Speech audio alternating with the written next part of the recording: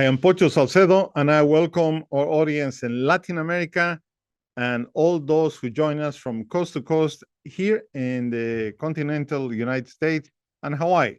Once again, I invite you from New York to a walk beyond the headlines. Welcome to the DNA of the news.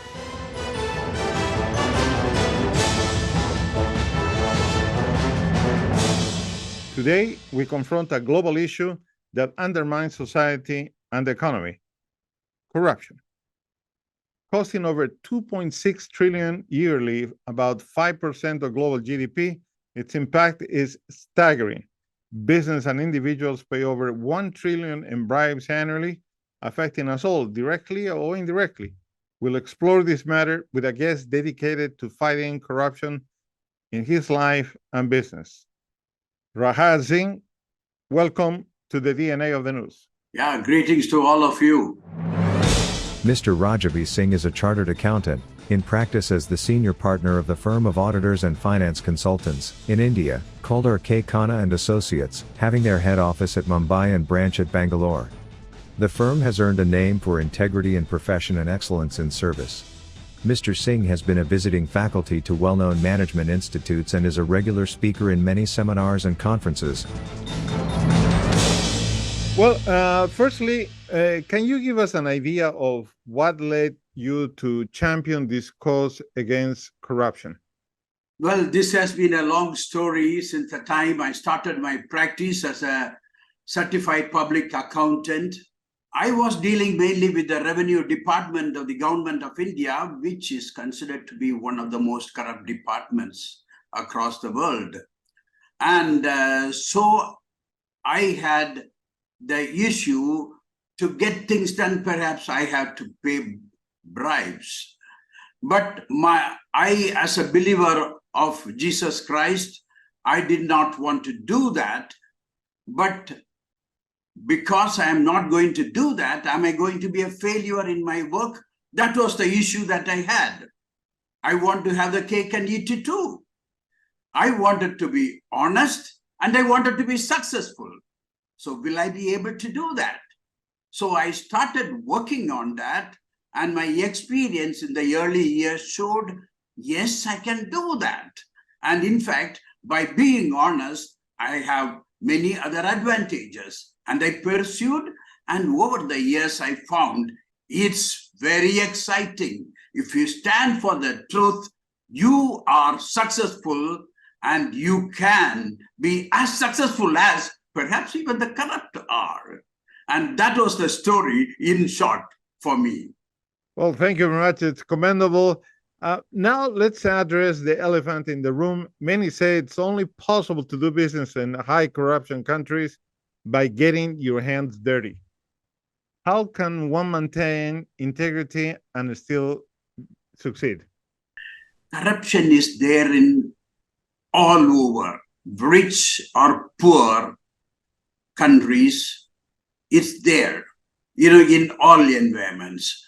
So that somehow it has come to say that, well, you can survive only by being corrupt. You have to be in it.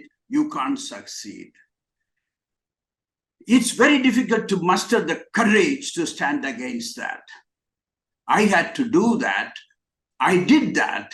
So I can tell you that if you intentionally decide that you would not give in to those pressures, you can achieve that.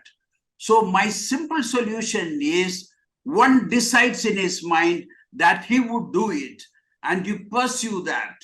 After all, corruption requires two people. You have to be a bribe giver and a bribe receiver. So it's only with two hands you can clap. So without you being a part of it, there cannot be a corruption. So the question is, do you want to give in and have a quick gain, or you want to hold on and prove your point and still be successful? So the solution lies, to my mind, in one being determined and, of course, with the faith in God. Well, thank you very much. But you also, I read somewhere, you said that the challenges that arise while practicing integrity had to sharpen your mind and elevate your excellence in performance. Yeah, this is something very interesting. It's very interesting. You see, when you are corrupt, you do that to achieve certain things. When you are honest, you cannot achieve. That's a question. Now, I am a person in practice. I have to deliver for my clients.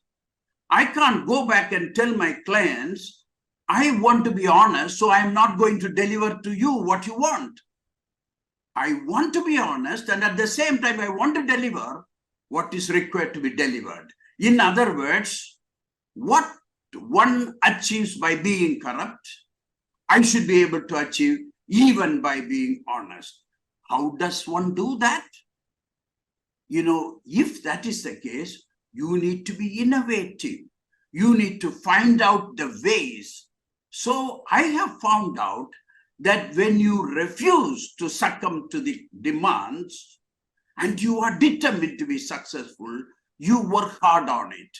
You come with innovative ideas. You come with great revelations. You come with great ideas. And so when you are not prone to corruption and you are determined for success, you would end up in a situation, you improve your efficiency, your excellence. So I have come to believe with my experience, that being honest, in fact, helps you to be at the cutting edge of whichever profession or business that you are in. I had to ask you this question because you not only face challenges in the business world, but also in your private life. There's a story that I heard you telling that you were tested when somebody was going to buy your house, but didn't want to declare the full amount, and you really needed to sell that house at the time. Tell us a little bit about that story and what lessons you learned from it.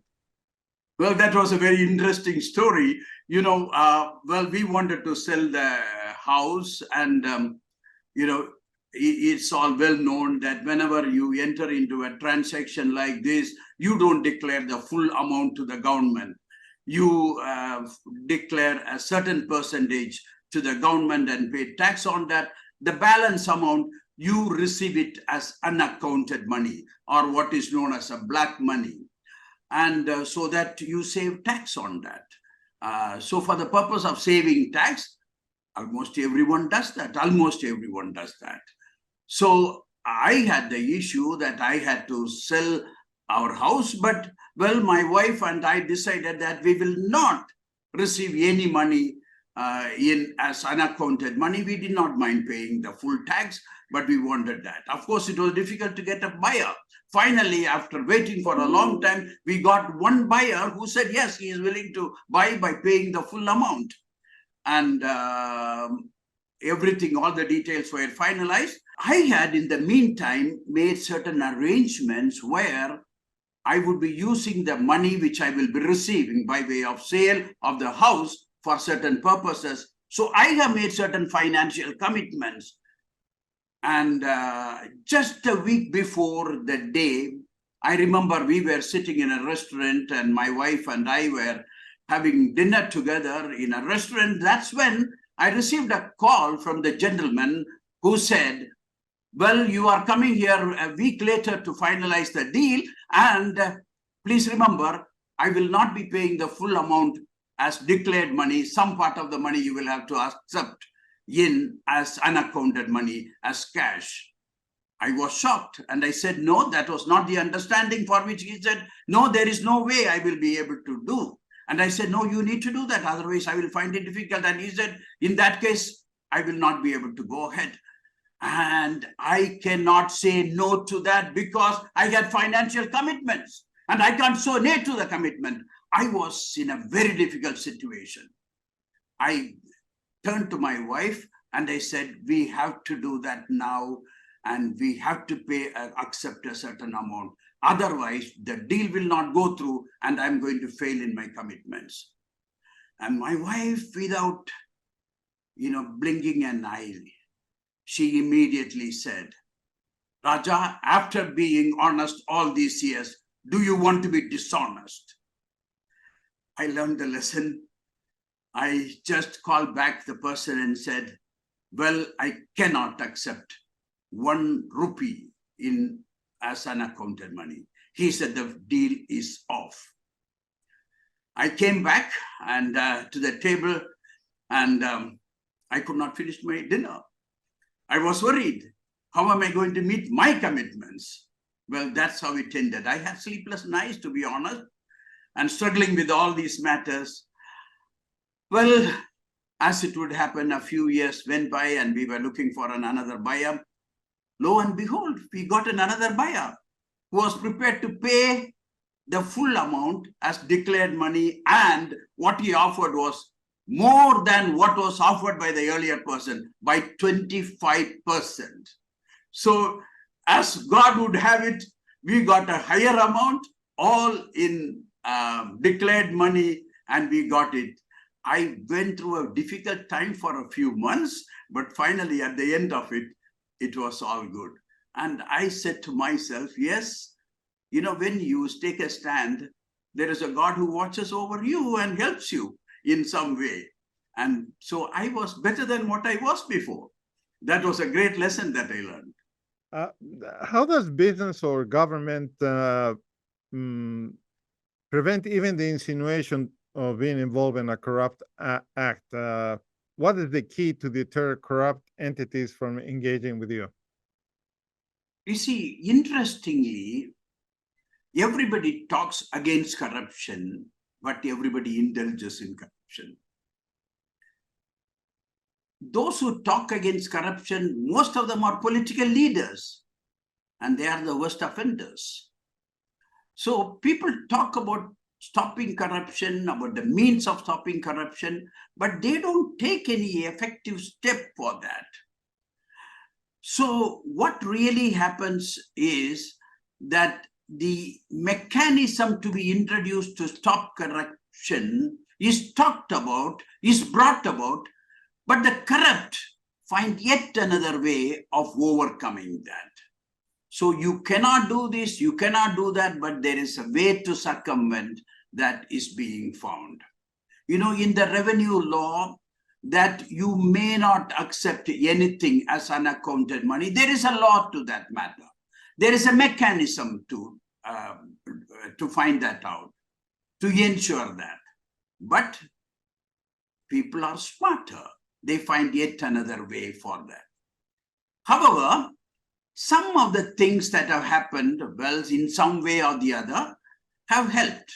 Let me tell you one incident.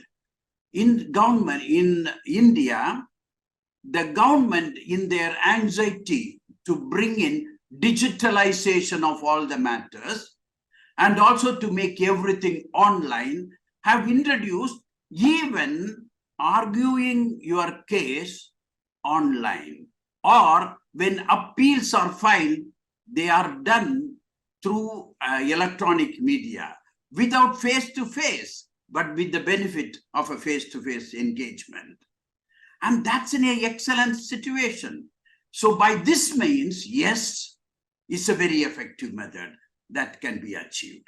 So there are ways in which one can do, and yes, if the government or any of the officials are really determined, they can do that, and that to some extent is progressing. I am very happy that the government of India has introduced what is called a faceless assessment of your income, or faceless appeal procedure.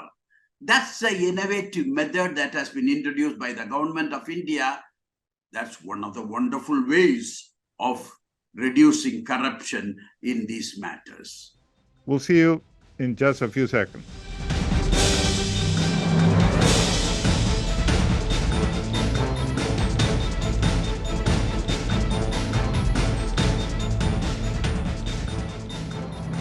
And we are back in Mumbai, India, with our guest, Raja Singh, and we're talking about corruption.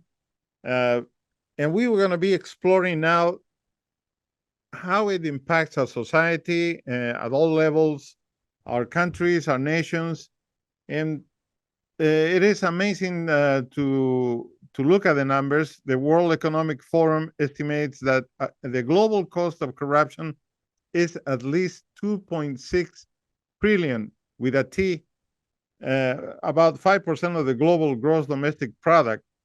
And according to the World Bank, business and individuals pay more than $1 trillion in bribes every year. So corruption is everywhere in the world. And let's talk a little about the impact. The economic impact is tremendous. Increase in cost, kickbacks inflate the cost of public projects, and it's almost like a hidden tax on everyone. Pocho, you are absolutely right. Corruption has been both a key cause and result of poverty. Economic instability and economic problems are often caused by the corrupt means. However, there is a consensus that corruption is universal. As you said, that exists in all countries, both developed and developed, in public and private sectors, and in profit as well as non-profit organizations. What really happens when it comes to the economic front is the government comes out with economic development, and for that, through their budget or otherwise, they bring and projects and they allocate funds for the projects for improving the economic conditions of the country. However, the monies which are so allotted do not reach the end point of use of the money for the reason that so often on the way, these funds are siphoned off by some of the political agents or the machinery, those who are involved in the machinery of execution of that. So corruption is a major obstacle in the process of economic development. Many of the studies, as you would know, including the study of the Fiscal Affairs Department of the International Monetary Fund, has established there is a direct link between the corruption and poverty. So I very strongly believe that poverty is caused so often, or the economic less development is caused because of corruption. Well, and there's also a social impact because it erodes trust. High levels of corruption can erode public trust in institutions. Corruption also benefits the wealthy and powerful, exacerbating, as you indicated, the income and social inequalities. You are absolutely right. Corruption often leads to unequal access to education, health system, and other facilities. So this in turn causes unequal distribution of the resources. Let's remember, public resources or public wealth, public resources are the wealth for everybody. It could be in terms of mining or otherwise, but then who gives that? And sometimes it's the rich through very corrupt means acquire the facility to be able to control them.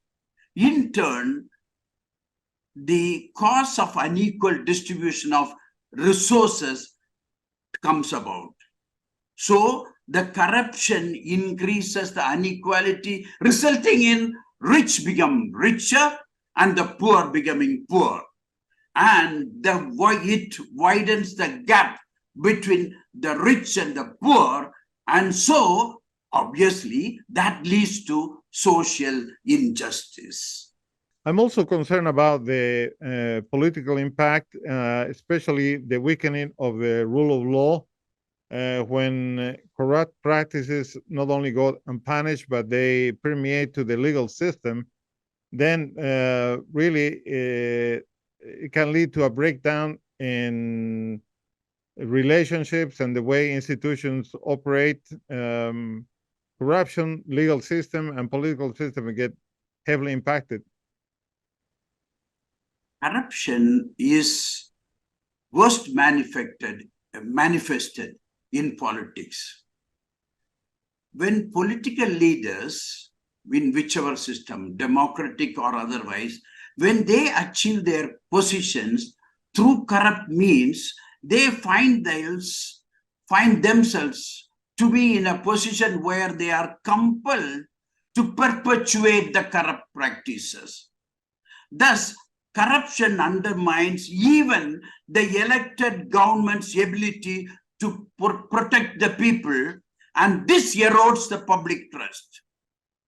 So, such leaders reach a stage where they keep talking about corruption, but they continue to practice corruption. Now, this goes into even the legal system. Even in the legal system, there is so much of corruption. So you see injustice, you look for legal remedy, and then you see the system also corrupt. So the corruption has the ability to control the political system, the legal system, and in effect, there is so much of inequality, so much of a problem. That again brings in the very big need for someone to stop this corruption and to find a real cure for corruption. We speak so much about environment and environmental impact, the degradation of the environment. Bribes can lead to illegal logging, unregulated mining, and other practices that harm the environment.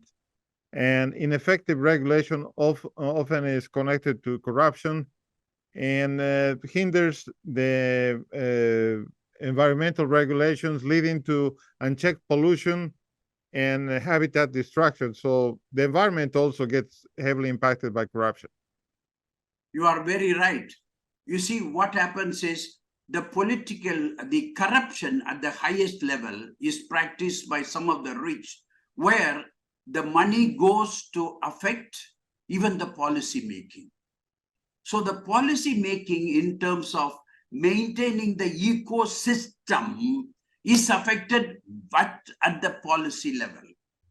Then there are smaller corruption which may be at a lower level, and that affects the bureaucrats.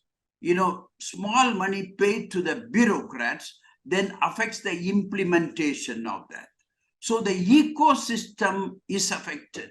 The distribution of wealth is affected. The environment as a whole is affected because of that.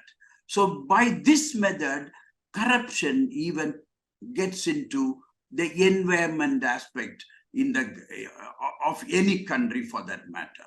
So this again, as we keep listing economic impact, social impact, political impact, and even the environment impact, what does that finally lead to?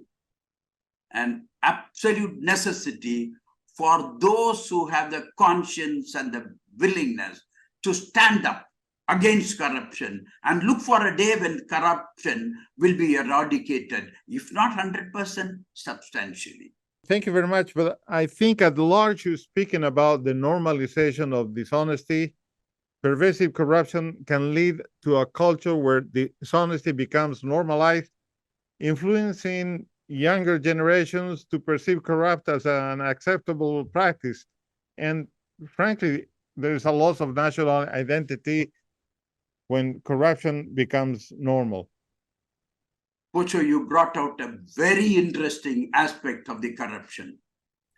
When you see the corruption around and you get a feeling that that's the only way to get on with your life, you come to a stage where you say, well, that's the way of life. I see my grandfather doing wrong things. I see my father being corrupt, and I as a son, tend to feel that's the way to live. This is the biggest danger of corruption. So you see that you think that's a way of life.